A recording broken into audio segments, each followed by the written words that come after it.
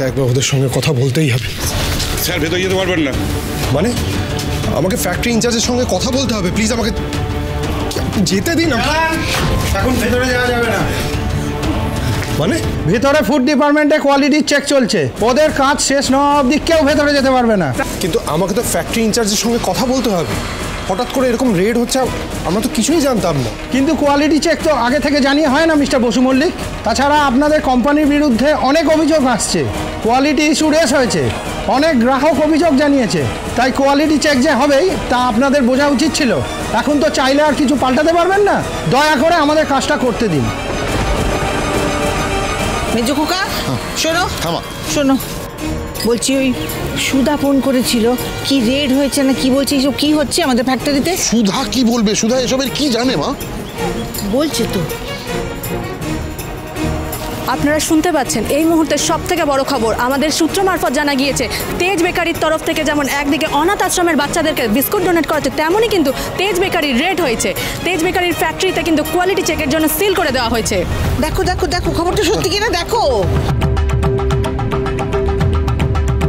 Hello hello, খবরটা সত্যি কিনা বল। বাবা কি খবরটা সত্যি? মা কি বলছে, রেড পড়েছে, খবরটা কি সত্যি? হ্যাঁ রে অনিমেষ, আমি খবরটা সত্যি গো, আমাদের সমস্ত ফ্যাক্টরিতে একসঙ্গে রেড পড়েছে। কেন কেন এটা কেন হবে এবার? কি করে বলবো? সে কি? তুমি চিন্তা করো না, তুমি আগে এসো, এদিকে এসো, বসো বসো। এই সমুদ্র চিনু, ওদের এখান থেকে নিয়ে বলছি দিদি আপনি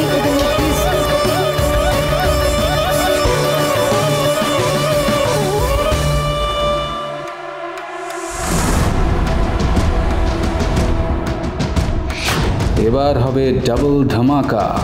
একদিকে ফ্যাক্টরিতে রেড, আর অন্যদিকে বিষাক্ত বিস্কিট যখন বাচ্চাদের পেটে গিয়ে কেমিক্যাল রিয়াকশন করবে তখন তারা হয়ে পড়বে অসুস্থ।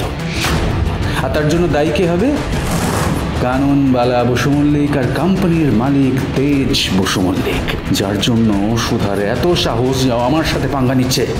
এবার তুমিও বুঝবে সুধা, প্রতিশোধ নিতে সার্থক চ্যাটার্জি কত দূর যেতে পারে।